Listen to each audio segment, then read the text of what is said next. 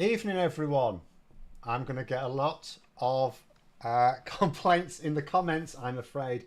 I've just realised as I've launched this that the monetization is ticked on. I normally turn it off and then turn it back on after we've finished going live. So apologies. As Marvin the robot said, please call me Eddie if it will make you feel better. But I thought we would discuss today as a tweet I saw, and it's quite a remarkable tweet. I did do my short on it today, and I want to tell you why it's so remarkable. And it's related to BMW in the UK, but I haven't checked. I haven't checked. Maybe some people in other countries, particularly Germany, could tell me. I'm guessing this is a BMW wide thing, because Elon Musk is promoting the AfD, and the AfD are, like a lot of fascist parties in their countries. Sure, they're popular amongst a certain section of the country, but for everyone else, they're poison. They're poison.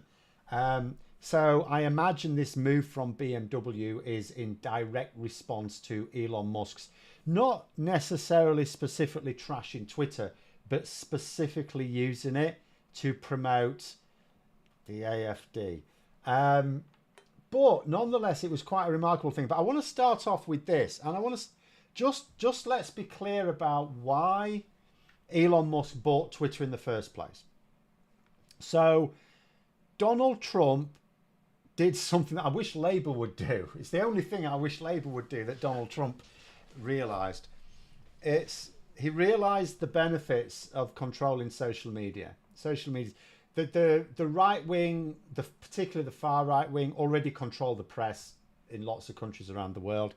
The broadcast media is not quite so crazy a lot of times. I mean, I know you've got Fox News and things like that, but we've got GB News over here. But by and large, broadcast media is not as bad, but it is still mostly helpful towards the right wing. And then you've got social media. Now, social media was this real Wild West. It wasn't really left or right. It was just what the community made it. But the idea of making it have a political bias, incredibly powerful. And Trump saw that, so he created Truth Social. But it was pants, because Truth Social was deliberately created to promote far-right propaganda, specifically MAGA propaganda, and everyone knew that. So the only people who were going to join, Truth Social were those who already were adherents to the MAGA philosophy, or at the very least the far-right philosophy, or those who weren't but were just in there so that every time Trump said a stupid thing, they could clip it and put it on Twitter, right? Which is how I know some of the things he was saying on Truth Social. So, Mike's just said there, can you remind Phil about the monetization button next week? Yes, thank you. I don't usually forget. I wish YouTube would just come in with that. I have said to them, like, if only you would put in this feature, it'd be really helpful. But anyway, never mind. Where was I? So yeah, so Truth Social didn't work. And even the people using Truth Social hated it, because although they got to get daily messages from their messiah, there were no liberals to troll, so it was like boring. So Musk thought to himself, look, that was a bust. What we need is something like Truth Social, only where you've got our target audience, our target rubes, the people who can be susceptible to the disinformation. So he bought Twitter, and he turned Twitter into Truth Social because the people they wanted to target with it were already there.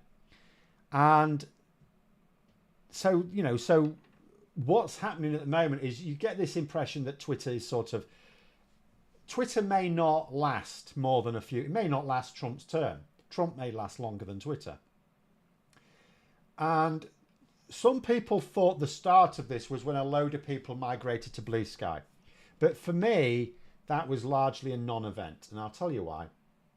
Because who was it who was moving to Blue Sky, and why? It was people who were not susceptible to that disinformation. And I'm not saying that the progressive people that moved to Blue Sky are not susceptible to we're all susceptible to disinformation. And the more you think you're not, the more susceptible you are. But they're not susceptible to that disinformation because because remember what disinformation is, when you deliberately try to get someone to believe something that's not true. It's not where someone makes a mistake, and therefore they believe something that's not true, but no one did it deliberately. It was just a mistake. We're talking about where someone deliberately tries to get someone to believe something that is not true. That's disinformation. And in order to push disinformation, you have to start with something that the target believes to be true. And the way it usually works when you con someone, when you're trying to sort of suck someone into a rabbit hole, so to speak, is you start off with something that they believe to be true, something probably is true. And then what you do is you say something that they didn't know about that is also technically true, but is missing vital context. But it has to be something that's factually accurate, because remember, as soon as you start to steer someone away from what they believe, they're going to be resistant. They're going to be critical. They're going to question things. So what you have to do when you're steering someone off course is you have to show them that what you're telling them is true. So you have to give them verifiable facts. And then what you do is, once you've got them sort of believing that you are a reliable source of information, then you start with the stuff that's just not even remotely true. And the people who went to Blue Sky were the people who, because their starting position is not something that we believe is true, didn't work. So all the people who left Twitter for Blue Sky had no impact on what Elon Musk wants to use Twitter for. Now, you could say he's already got what he wanted it for. Trump's been elected, right? That's huge. If Twitter disappears, if there is no Twitter at the end of this year, if it all just disappears up Elon Musk's arsehole at the end of this year, then Musk still has had his value out of it, because he's going to be making way more than $42 billion as a direct result of Trump's presidency, right? Unless they have a big falling out very quickly, but I don't think they will. I think that might be later. So, but nonetheless, Musk clearly wants to use it more. I mean, he's clearly using it in Putin's interest. I don't know what sort of relationship he has with him, but if you think about it, Elon Musk using Twitter to destabilize Europe brings him no benefits. In fact, like Elon Musk, who's creating this huge schism between the US government and the Labour government here, that's not helping his business interests. That's harming his business interests. Doing the same thing in Germany, it's harming his business interests. He's creating enemies in government. And so that's mad. So he can only be doing it, he's doing it for Putin for whatever reason. But the, what do you call it now? Sorry, I was just looking at a question. I'll come back to it in a moment. So, so whatever Musk is doing is purely in the interest of Russia and interference in Europe, never mind just Britain, Europe. But then this tweet, so sorry, I've been building up to this, but I thought this tweet was remarkable.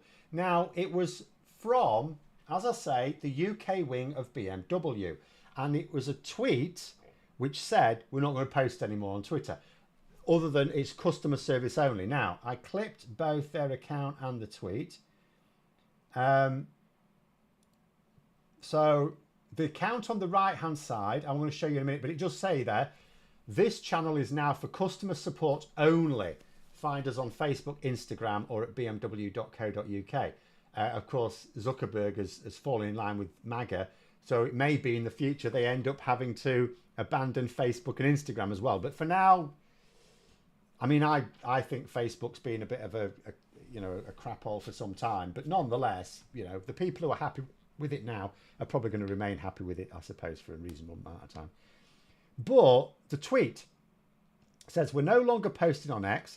Don't worry, though, our customer support team is still here if you need us. You can also see all the latest blah, blah, blah, blah, blah. Now, what's remarkable about this? What is remarkable about this? I want you to point something out. So first of all, this is obviously BMW saying we're done with Twitter. I think it's because of Musk's support for the AfD. I think that's what it's about, rather than Twitter itself just becoming a cesspit. But I still want to point something out here. This account, the UK wing of BMW, has 106,000 followers.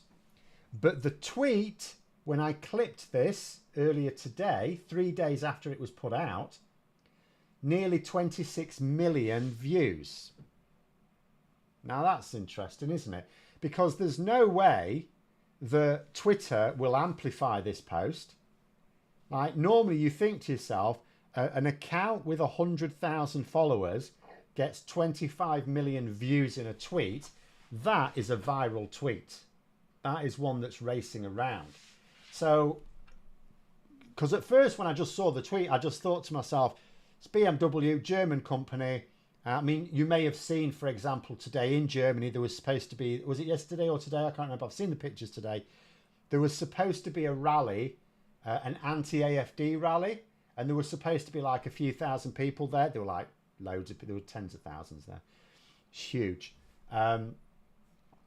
Sounds muffled. Sorry, the sound is what it is. I may try another microphone at some point, but you know, it's a shame because this is a good one. I just can't turn the gain up any higher.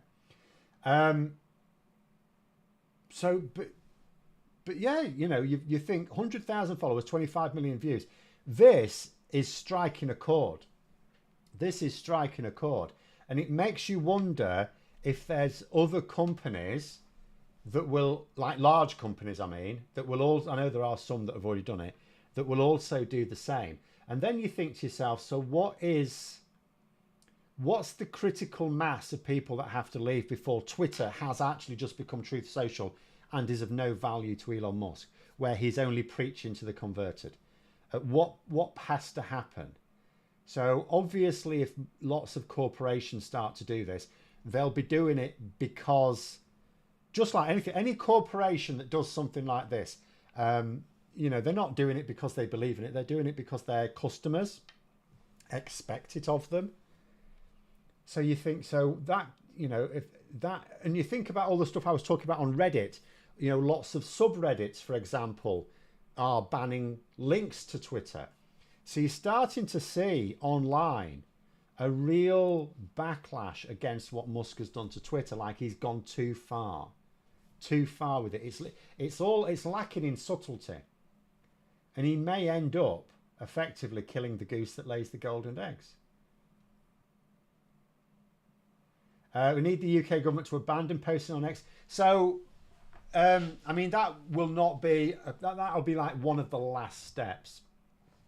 I mean, Wes Streeting pointed out a week or two ago that they, you know, they use social, I mean, their social media use is very poor. Actually, as we're on that subject, I'll bring something else up in a minute, but just for now, he made the point that, you know, they use it to get a message out to people. If that's where people are, that's where they're going to post, and that's fair enough. So this is not something where you would expect political parties or the government to lead on. It's where you expect them to follow, because the use for social media, they're not showing their support for a social media platform by posting on it. It's just where their views are. It's the same thing as when, you know, various senior Labour figures like Keir Starmer and so on wrote articles in like the Telegraph or the Times or the Sun. They weren't doing it to support those papers. Keir Starmer tried to put most of the people who worked at the Sun behind bars a few years ago. It's because that's where the people are. They need to get their message out to the people. So the government will not abandon Twitter until basically everyone else has. Until their audience is no longer there, then they will stay there. But so what will happen is it'll be ordinary people that lead on this. The ordinary people stop using Twitter. That's what will be interesting. Not just the people who are progressive and politically engaged, because they know what Twitter is, but they were never susceptible to it. The reason those people have left Twitter is because they were sick of their posts being throttled, or they were sick of the toxic atmosphere.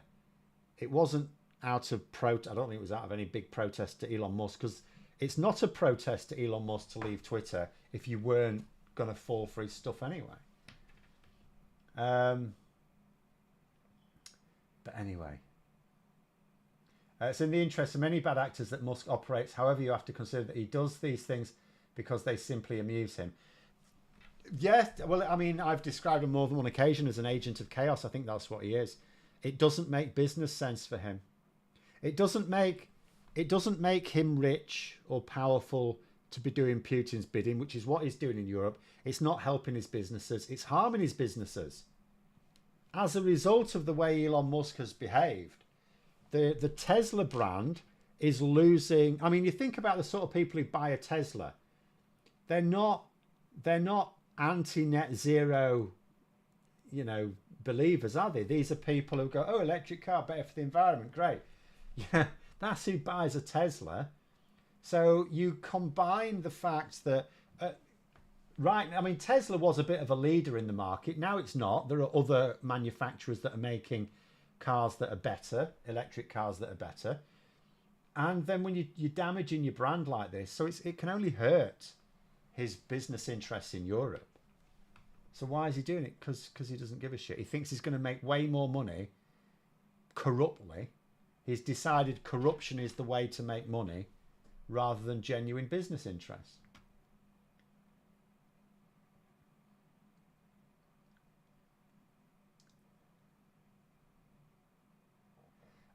What they're saying about, so to go into something else, let me just get rid of this. I've got rid of myself. There we go. Saying there, worried Labour are treating the 2026 Welsh elections as a bit of a test to see how well Reform does, which might be a big problem for Wales. No, I don't think that at all, for two big reasons, multiple reasons really, but two big ones. First of all, the Labour that is running the Senate elections are Welsh Labour. They're not using themselves as an experiment. I assure you, they are not using themselves as an experiment. The second is, it'll tell you nothing. You're more likely to be able to tell something from the Scottish elections than the Welsh elections, because although people in Wales are much more likely to vote in similar ways to people in England, they're not quite as conservative, but they do still vote conservative. It's proportional representation. The 2026 Welsh elections are PR elections. There's no first past the post. So it tells you nothing. Absolutely nothing. Because the strategy you use in a PR election is different to a first past the post system. And the result, because the result is different,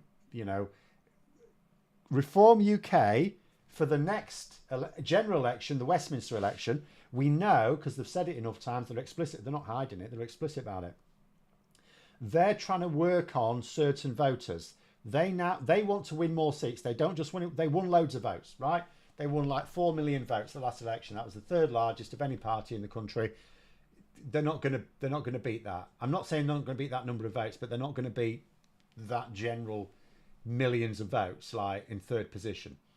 So what they want is more seats, because votes, it's seats that get you power, not votes. So they want to work on a strategy that concentrates votes rather than the scattergun approach they've had. But in Wales, the scattergun approach is more productive. You can get away with it much more. You still do have to focus on certain key voters, but not as much. So nothing.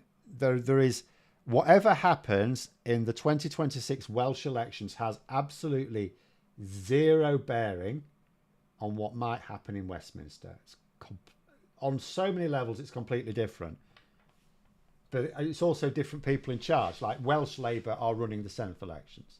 Yes, they would benefit enormously if by 2026 the National Labour Party is starting to deliver.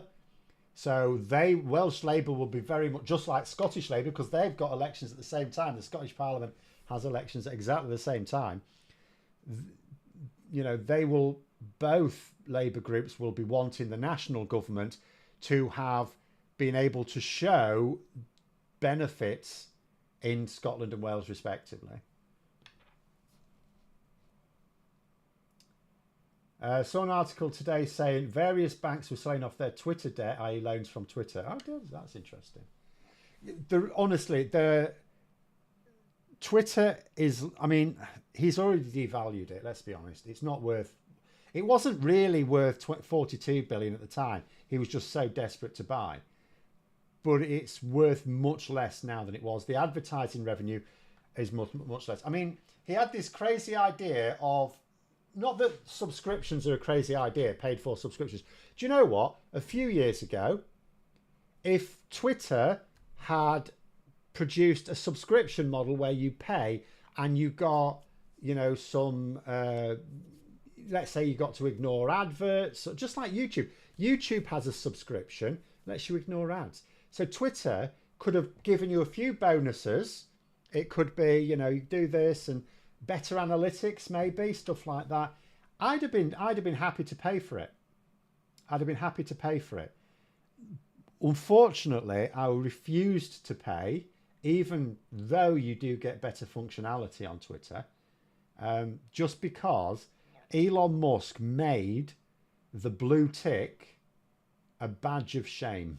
I actually felt sorry for the people who needed to pay for it because they used Twitter, you know, as part of their business, because they were getting tarred with the same brush as the wankers. But yeah, interesting if banks are selling that off, because there is every prospect that Twitter could just crash in value. All it takes, there will be a tipping point. There will be people leaving Twitter because it's too toxic. There will come a tipping point where just suddenly it's like an avalanche, and there'll be nothing left of it. And we've seen it with social media platforms before without such reckless behaviour. But I have said before about Musk's acquisition of Twitter, it's always seemed to me he was someone who wanted to turn it into a functional Truth Social, but his consolation prize was just kill off Twitter, because he kills off Twitter. Twitter was a brilliant platform for getting facts because you can follow experts on it. It's a superb platform. What he probably couldn't account for is that another platform that does the same thing basically could emerge. So Blue Sky could well take off after this. We will see. This week, Farage's nephew demonstrated two-tier policing by avoiding jail for upskirting despite normally being a jail offence. Yeah. Also, I gather, not on the sex offenders register either. So yeah, and that's the real two-tier policing. It's not two-tier policing. I mean, this isn't policing, of course, because it's not nothing to do with the police. The police have got no say in sentences or anything like that, only charges. But we do have two-tier policing in this country, but it's not against white people. And that's the problem, of course, when you when the likes of Farage accuse the police of two-tier policing being biased against white people, it makes it virtually impossible to discuss the real two-tier policing, because you can't use the term, because then it's like it's resonating with what Farage is trying to say about it. He's like taking control of the phrase, really.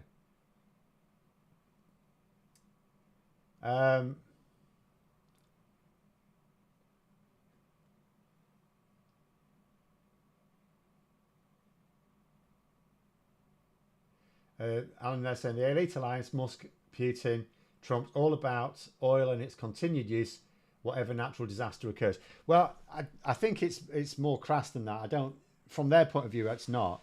It's about their own personal power and wealth. They don't give a shit about oil. Obviously, Putin, for his own wealth, needs people to keep buying oil because his country's an oil producer. So is America. But from the point of view, I mean, Musk's not even in the oil business. Neither is Trump.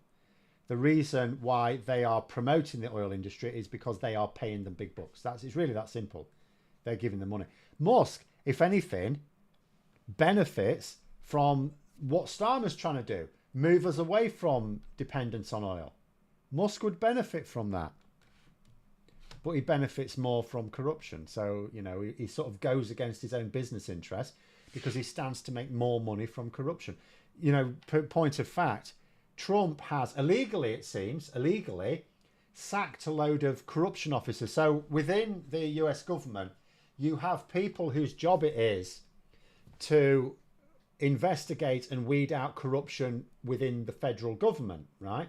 It's mostly aimed at civil servants rather than politicians, but nonetheless, they are basically corruption police within the federal infrastructure. Trump sacks them all. Now, apparently he's not legally allowed to do so because the law says that the president cannot sack these people without giving Congress like 30 days notice with detailed reasons why on a case-by-case basis, which he hasn't done. But so even if this is like struck out by a judge again, the direction of travel is there. He wants to get rid of people whose job it is to identify corruption within the federal government. So, you know, it's quite clear you know, what Trump is after doing and all his little oligarchs around him. They're just raiding America. They're now just going to use America as a cash cow. I've seen a few people who say they voted for Trump already saying they regret it. I wonder how many are going to be reflecting on this in a year's time. But they were told. They can't say they weren't told. Should Labour put up a show of strength against Trump? Value strength, not weakness. Cannot keep appeasing him. See, I don't think we are appeasing him. We're flattering him in public. That's not the same as appeasing. Appeasing is giving him what he wants. We haven't given him anything yet. And I don't think we're going to. Like, there's talk at the moment about Trump now. See, there was this discussion that maybe we could have a trade deal along the lines of us lowering tariffs on high quality farming produce. But from what I can see in reports, all Trump's people are interested in is the trade deal that they were lining up a few years ago during his first term, which means us giving them the NHS and sacrificing our farming standards. Well, Starmer's already said that's not happening. And it's not happening. You don't need a Labour Prime Minister to tell us that, but he said it anyway. So, you know, it's... but in terms of a show of strength, we don't have any strength. We're not going to fool him. I know he's an idiot, but he's not that much of an idiot. What strength do we have? We have none. None at all. We can offer him things that he will want. You know, the dinner at Buckingham Palace. That, by the... Now... For the people who didn't want Trump being invited on a state visit again, I mean, you might get your wish. But I would say that is a cheap way. If that works, if we can get Trump to just like leave us alone for a posh dinner, I would say that's a bargain. But I'm not sure now because so Trump has been president for nearly a week now, like 5 days, is it? Been president for 5 days. I saw a report earlier today that suggests he still hasn't talked to Keir Starmer since the election, since his inauguration. Now, that's unusual. That is unusual for the British Prime Minister not to have had a phone call with the American president after their inauguration. I mean, you don't do it straight away, obviously. They had the phone call after the election win. And the fact is as well, Starmer had a couple of calls with Trump at least since his election win. So what's happening here is the people around Trump, presumably led by Elon Musk, are again actively trying to drive a wedge. So now we're seeing reports that Trump wants regime change in the UK. Well, tough titty, mate. Because Keir Starmer, or well, Labour at least, because that's up to Labour, but Keir Starmer basically is going to be in charge of this country for longer than Trump's going to be in charge of the United States. What's this I hear about Reeves watering down non-dom ban? Don't know. So again, I have discussed this before. The non-dom status thing. One of the arguments against it is, and I did a video on this recently, actually, before this latest story. So if you have a non-dom is just basically someone who lives in the UK but pretends they don't live in the UK for tax purposes. So they're paying taxes on any earnings they have in the UK, but they're not paying taxes on earnings they make elsewhere. So if you take away their non-dom status, that means they have to pay taxes on other earnings as well. And therefore, some wealthy people will leave the country. And there is a point at which it is possible Because obviously every non-dom that leaves the country, then not only you don't get that extra taxes anyway, plus you lose the taxes they were paying on their UK earnings as well. So because they'll take all the money away, they'll just be doing something else with it. So there is a point, a theoretical point at which if enough non-doms leave the country, it's actually net negative. It doesn't actually bring in any extra taxes at all, because the extra taxes you bring in on the additional earnings are smaller than the income tax you've lost on the UK earnings. So it may well be that Reeves has been persuaded that there is a risk of that.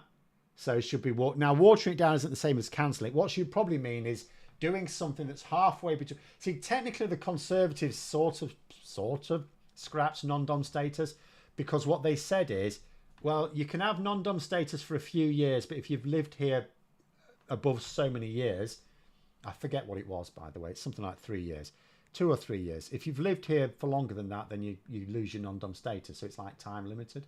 It's for rich people coming here for like a couple of years. So Labour could do that, but cut down the length of time which you can claim non-dom, I suppose. But I've not actually heard what the specific proposal is. It may well be we don't hear what it is until March. So that's... Alex, hang on, Alex thinks he's heard something. She's not. She's making it easier to bring their stuff to the UK by extending the time to bring it here, but raise the movement tax rate to 12%. Okay, I don't know. It won't be scrapping the policy altogether, because that was a manifesto promise. And also, it is widely believed to be net positive in terms of taxes. So if that's all it is, then okay. But until there's an official announcement or I see it, I don't really know. Is it to attract US millionaires dissatisfied with Trump? I don't think the millionaires are dissatisfied with Trump. I mean, there will be some, I suppose. I think the people who are going to get hit by Trump are the people who cannot afford to just up sticks and move to another country, if I'm honest.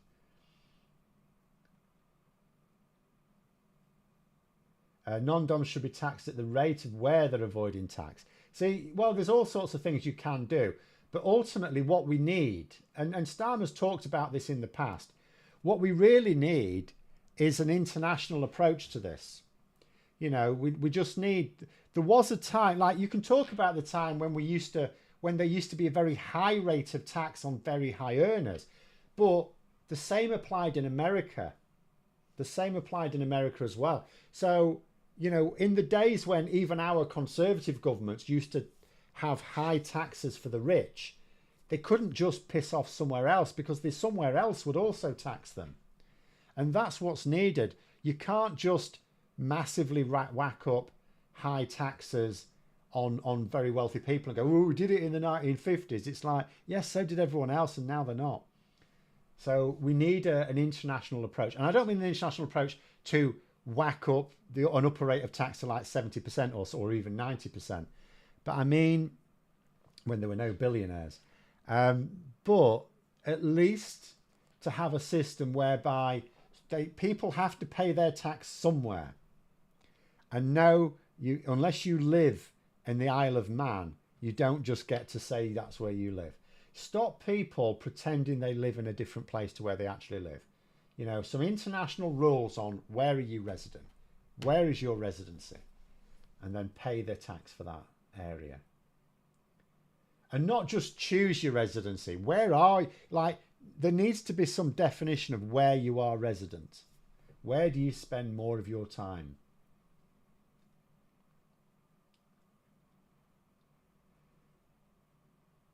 Non-doms can always renounce their citizenship in the country they're not resident and pay tax in just the UK. A little bit tricky, because you're assuming they'd automatically be able to get UK citizenship, which I don't think is the case. You've got to pass a ridiculous test apart from anything else. How have the talks with EU leaders been going for Labour? Any minor breakthroughs at all? Not that I've heard, but they haven't. I mean, at the moment, the focus is on defence because, of course, Trump. So defence and security are quite important now, which is a positive thing because it's something that, Labour want to talk about anyway. Put they say, I hope you're wrong about Bad not going end of this year. If she goes before summer 2027, I'll lose my bet. She's not going to be there in 2027. I'm not saying she will be gone this year. I mean, I'd be surprised if she's gone this year. I think it'd be, I think it'd be mad. But I can't see her being around in 2027. She's hopeless. She's absolutely hopeless. And the thing is as well, I said in my video today, so, you think about it logically.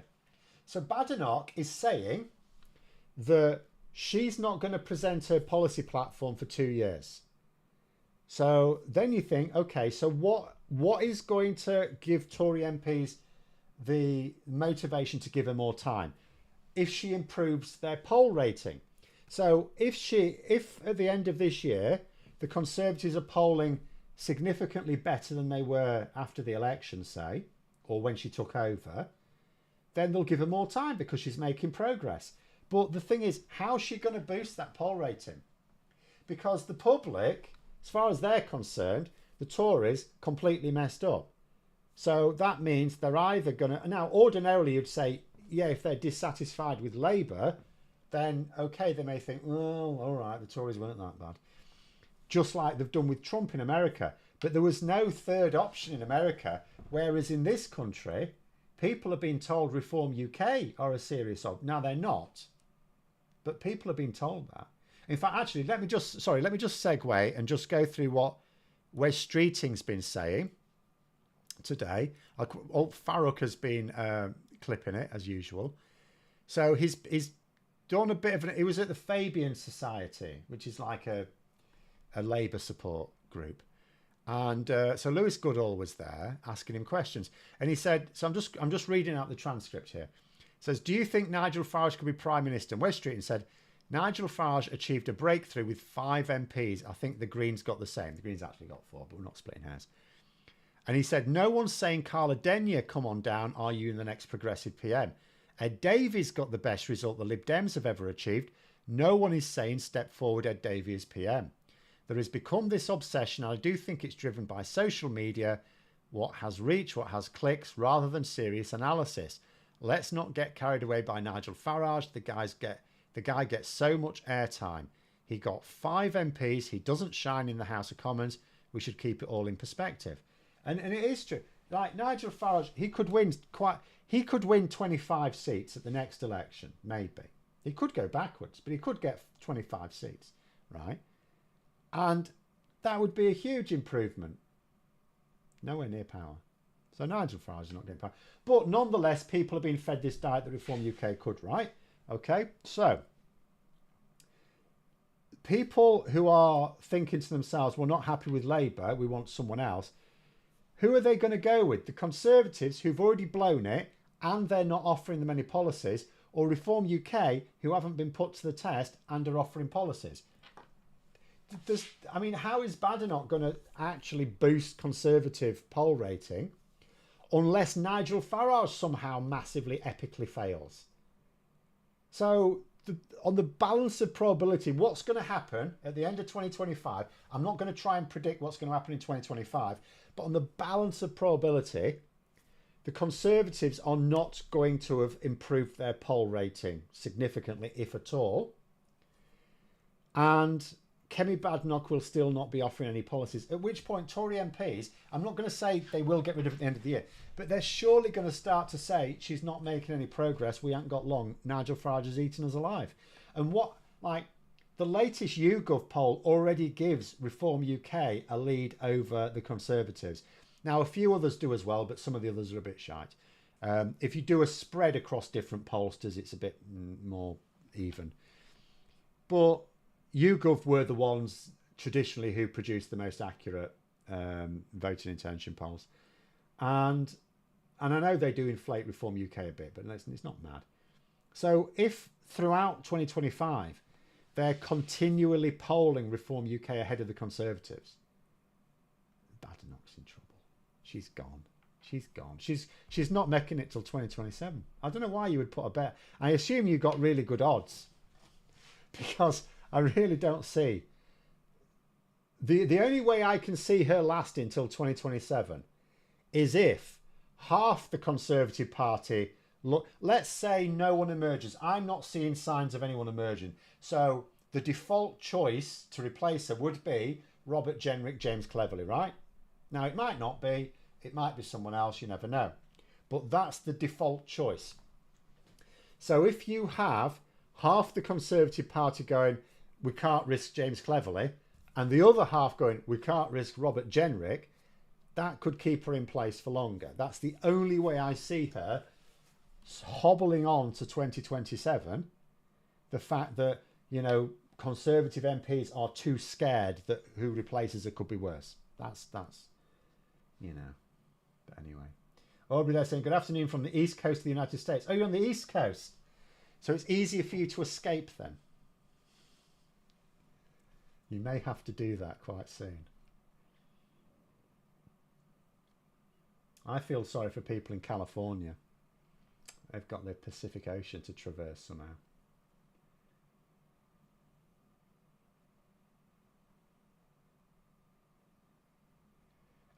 Matthew, that's an unfortunate comment, given my video yesterday. Birthright citizenship might help with non-doms. It was a disgraceful policy by Thatcher to remove it. No, it wasn't. Allow Javid to strip Begum citizenship. No, it didn't. No. I mean, that shouldn't have happened anyway. It didn't at all. The only Begum had UK citizenship by the measures already in the country. The reason she was legally stripped of it is because it was deemed that she had another citizenship. That wouldn't have changed with birth citizenship. But you may not have seen my video yesterday. It's a perfectly reasonable policy. Almost everywhere else does it. I looked it up. Like, it's weird. In terms of birthright citizenship, almost every country in the Americas, that's North and South America, has it. The rest of the world, there's 3 African countries have it. That's it. Not even big ones. So, no one has it anymore. It's a really weird policy. I mean, you've got to bear in mind, there was a time when there was no such thing as citizenship. The concept of citizenship is quite recent. You know, passports only came in, what was it, the late 19th century or something? And I think the only reason they stuck around was because the First World War. If it weren't for that, then, you know, citizenship was never really a thing. You just went where you liked. As long as, you know, you needed to be registered, but you go where you like. You know, if you were Danish and you wanted to come over to Britain, that was just don't come in a longboat. We didn't like you coming over in longboats, but other than that, it was fine. No one made a fuss.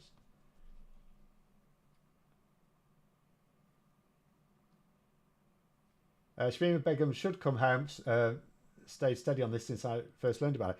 Absolutely. I mean, one thing I would say, first of all, she was a groomed girl. Like, all these people who are so up in arms about protecting girls from being groomed and from being groomed by Islamists, as they call them. Shamima Begum was groomed by actual Islamists, right? So where's the compassion for her? None at all, because she's not white, you see. But the other thing is, even if you think like she's the most dangerous creature that we've ever produced, right? You still deal with your own problems. We have a judicial system in this country. If she's a threat, we have. And I know with recent news, it's quite clear that we don't have a system set up to deal properly with threats. But that's the Tory legacy. They didn't take it seriously. But nonetheless, we are perfectly capable of managing our own threats. We shouldn't be dumping them on other countries. Romans not start citizenship. They may have done, but there wasn't. Until like in the 18th century, there was no such thing really. It wasn't really a thing. I mean, people sort of knew if you were native or foreign, but you know, you could just move where you wanted. You didn't have to present your passport. There was no passport. You didn't have to present credentials or anything. You know, the census would go around and you had to say, you know, they'd record people who lived there, but that was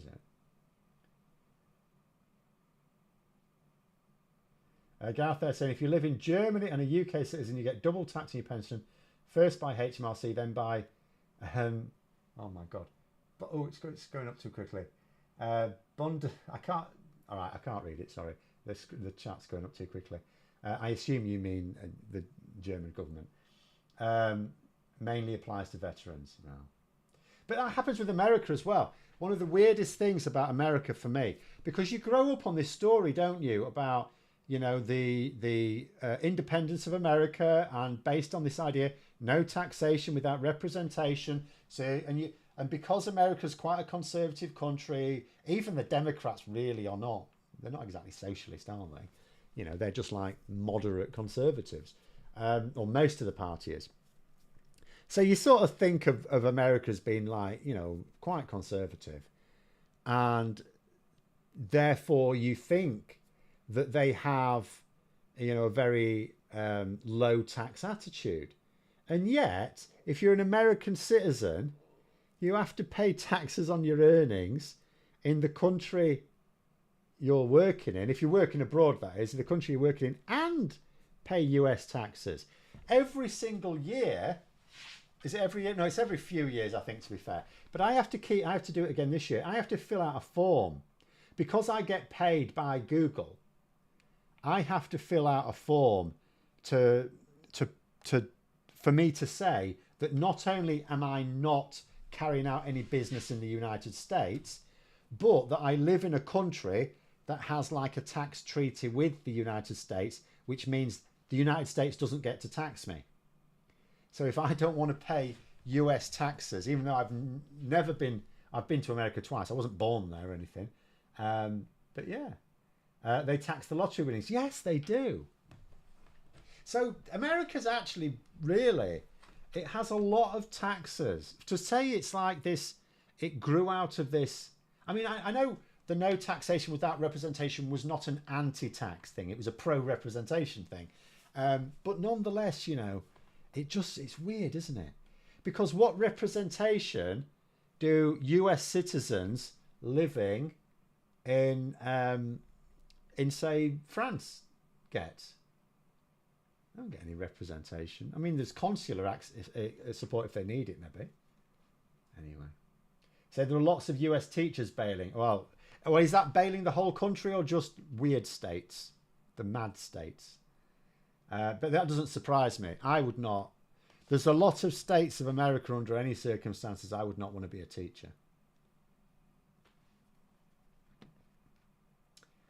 Promoted there, so America, land of the fee. Yes, very good. In fact, let me have a look at something. Hold on. There's Old Faithful. There's a little chart I sometimes use. Let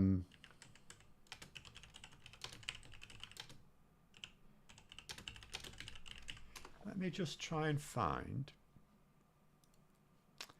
a little chart. Here it is. I'm not. Well, hold on. Let me show you. Hold on. I'll put it up so I'm not just having my own little private discussion. I've linked this to Darren Grimes on more than one occasion. Because whenever they say you can't tax your way to growth, I always point this out.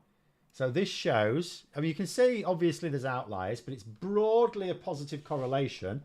And what you've got is you've got on the y-axis tax revenues as a percentage of GDP. So the countries at the top have very high rates of tax.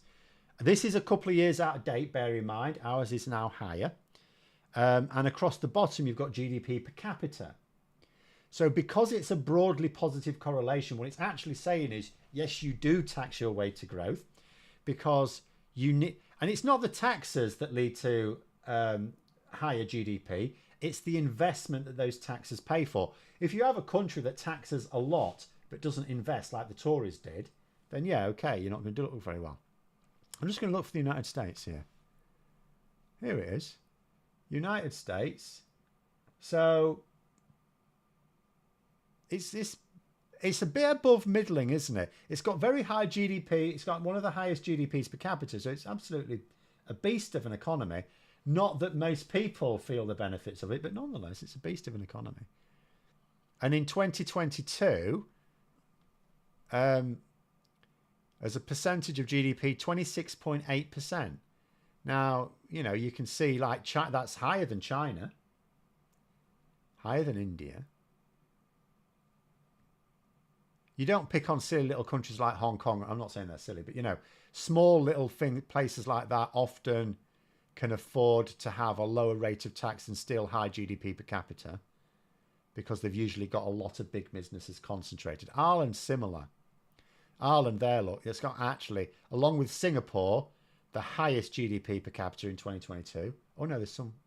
Luxembourg. Oh, we're not counting Luxembourg.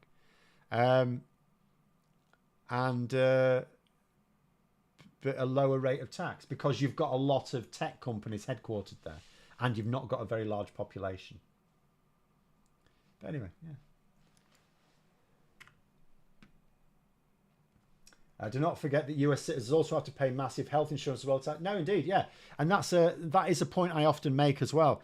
You know, when you talk about taxes, I think people should really consider that any money they spend on what should be a public service is also a tax.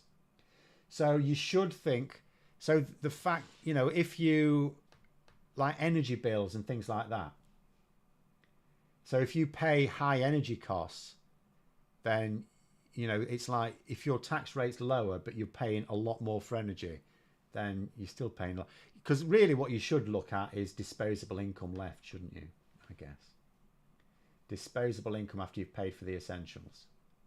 But nonetheless, that could be subjective. I suppose the reason why they don't do that analysis, because that could be quite subjective. What is and is not an essential cost. And they're saying, one of my second cousins lived in America for a while. When her father worked over there, from what she told me about education, I can't blame you. Part one. Well, I mean, the problem with American schools, some of them are very good, obviously, and some of them are not so good. And the issue is that they're funded directly from, as I understand it, local rates. So if you're in a poor neighborhood, they're not raising that much in taxes, which means the school doesn't have that much money. So the schools that actually need the most money to help, you know, kids who don't get the best start in life actually have the least amount of money. So it bakes in inequality. Whereas in this country, where we have a more sort of, you know, top-down approach to funding, poorer schools tend to get more money, so that you can, you know, you can use it to help kids who need more help. They're saying, yeah, after World War II, both the UK and USA taxed their way to growth. Post-war New Deals and investment in infrastructure, healthcare and social security. Yes, exactly. And it's a shame that we don't reflect on that a bit more. Norway, Luxembourg, the richest countries. Where was Norway on this? I'm not really counting Luxembourg. It's a cheeky chappy is Luxembourg. The thing is as well, a country with a very small population, it's easier to have high GDP per capita if you have, you know, all you need is a few major corporations based there, and it, you know, you just climb sky high. Putting it to, they're saying, I think another issue with American school is the guns. Just a thought, yeah. That the fact that at any moment someone might burst in and shoot you is a bit of a distraction, shall we say, from learning.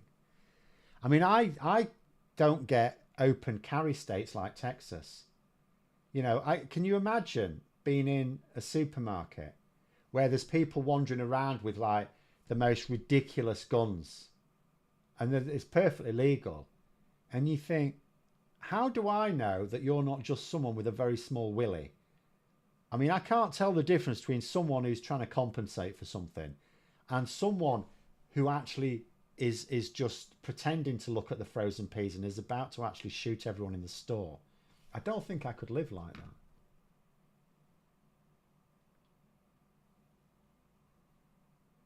that. And they're saying, I mean, in terms of what they're taught, going by what she said, she's from Nottingham. The American kids asked her what part of London she's from. Something like that, though. I mean, that's just what it is. People in this country don't understand American geography. I wouldn't really make too much of that. People don't know. I mean, it's quite bad if you don't know roughly your own country's geography. I mean, don't ask me to say where every county is, for example. But, yeah, I don't think that's a big deal. People in this country wouldn't be able to even put on a map the major states of America. Like, in fact, if you ask the average kid in this country, like, go into a top set even, and ask kids in the top set is California on the west or the east of America. And you know what? They'll not all say west. They don't know. You don't teach them that. Why would they know? Everybody there saying education fund, it's not on a neighbourhood by neighbourhood basis. Larger problem with education in the US. Parents have realised that they are their children's first teachers. There's something, because I've seen before where schools in deprived areas in America do not get the funding, with the reason always being given because there's not enough local rates being generated. Or is it different in different states?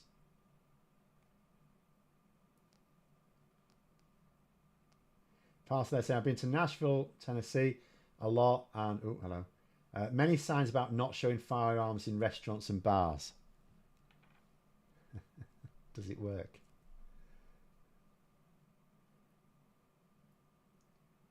A lot of Americans couldn't name the states there. Well, that's different. But I don't expect them to understand British geography. I mean, there's a lot of states, to be fair. There are a lot of them. When are Labour going to offer anything tangible for the public? It's totally miserable. It feels like managed decline. Labour offered next to nothing. We've got reform PLC. They are putting in loads of stuff. They're massive, massive reforms. But, you know, like, the budget still hasn't... The budget's still not here. They've been in power since July. The budget don't come online till April. And when it comes online, it takes a time for that money to... It's a budget for like 5 years. Sorry, I keep disappearing. For 5 years. So the money's going to take time to filter through. Then there's the legislation. The legislation's still going through Parliament. I get how ordinary members of the public think that you just, you know, that Labour somehow have spent 14 years working on laws, and then as soon as they come into power, they're all done. It's like, here's our laws. Pass them, please. Thank you very much. By next Tuesday, we'll be fine. Thank you. But, you know, we're all here interested in politics. We should appreciate that legislation takes a very long time. If you think about the King's Speech, and remember, that was their first raft of legislation, not everything in the manifesto, but it was like the big stuff. Still going through Parliament, still hasn't been passed. The only thing that's been passed was the bill to allow for the nationalisation of rail companies. I think that's it. Everything else is still going through Parliament. So you're not going to see any impact. I get how an average member of the public doesn't get this process, but if you're watching this channel, you surely need to. Like, none of that legislation's passed. The budget hasn't been implemented. Nothing. Labour, nothing that is happening in the here and now has anything to do with Labour other than, like, you could argue, obviously, businesses like slowing down recruitment. That is because of something Labour have said they're doing, and they know that they're doing. So yeah, so Labour have had some impact, and we know, obviously, yes, they boosted public sector pay last year, so that was something. But mostly, what they're doing is putting things in place. You won't see the tangible effects for a few years. You'll see them before the election, but you won't see them now, because like the budget's not in place. The legislation's still going through Parliament. Like, nothing can happen until that's done. Nothing. All the government can do is the sort of thing that ministers can do. Like, they've given the okay to various infrastructure projects. They've given the go-ahead on some planning applications, things like that. Sure, but that's it. Can't do anything else.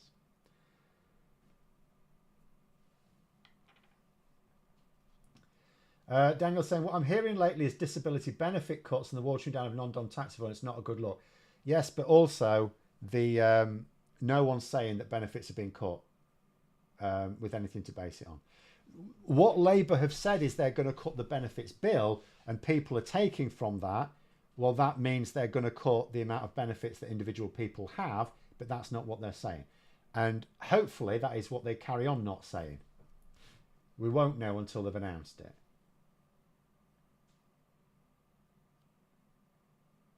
If the assisted dying bill is killed before becoming law, could Labour offer it in the second term manifesto since the majority of public support it? I mean, they can. They could. I don't know whether they will. They could. You could certainly argue that assuming that Labour's plans work out in this Parliament and then they win a hefty majority at the next election as well, then their big stuff is already in place. Because remember, even the stuff that they're legislating and funding at the moment is expected to produce its biggest impact within 10 years, not 5 years.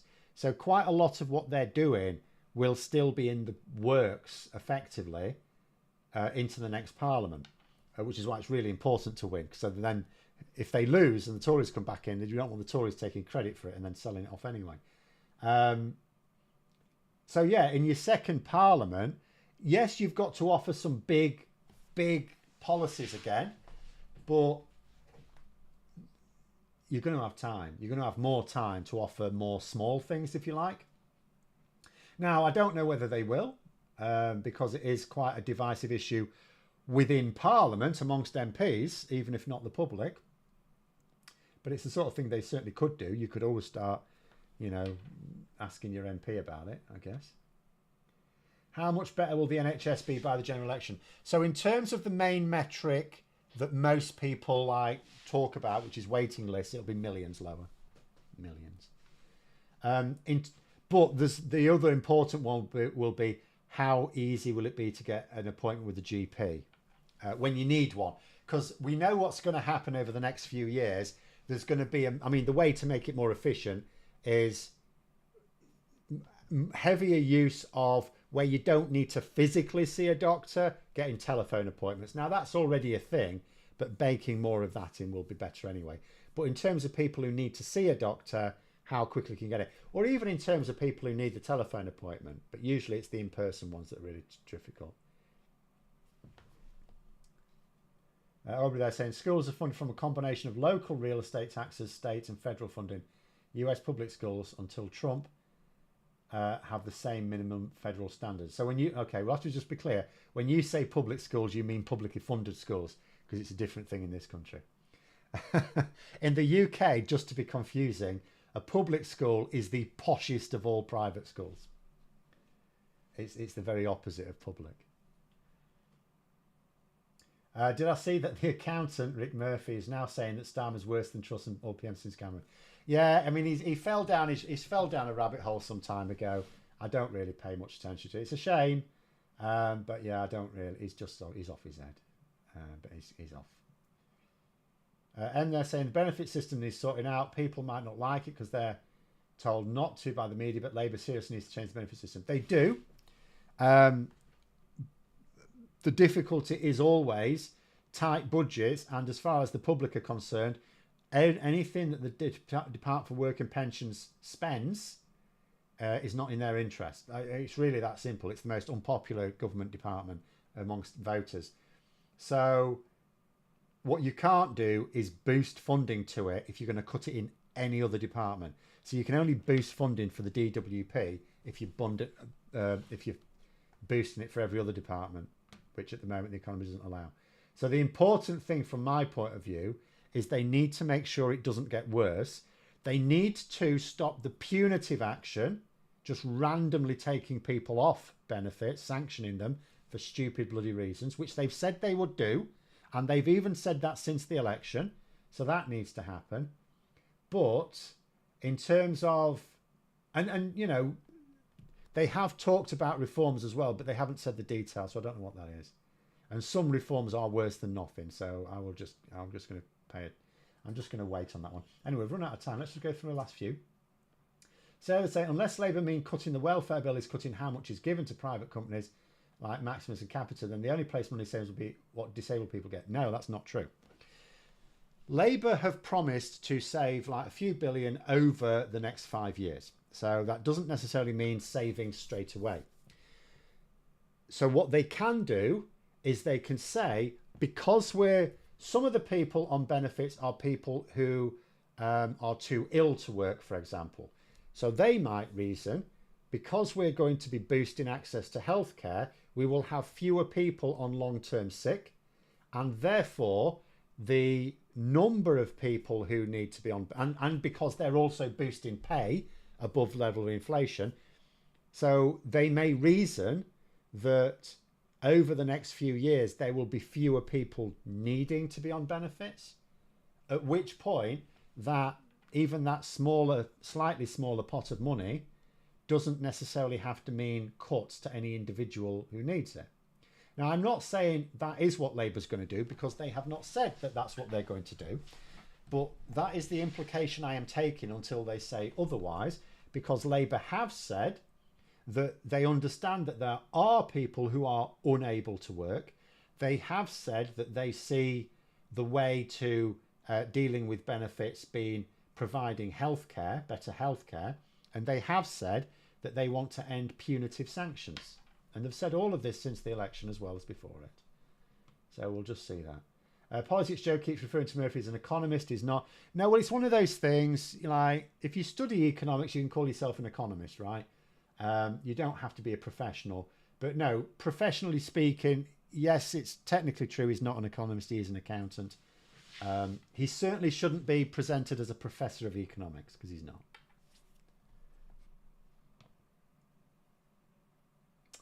But anyway, we'll have to call it there. We've run out of time. Thanks very much for calling out, everyone.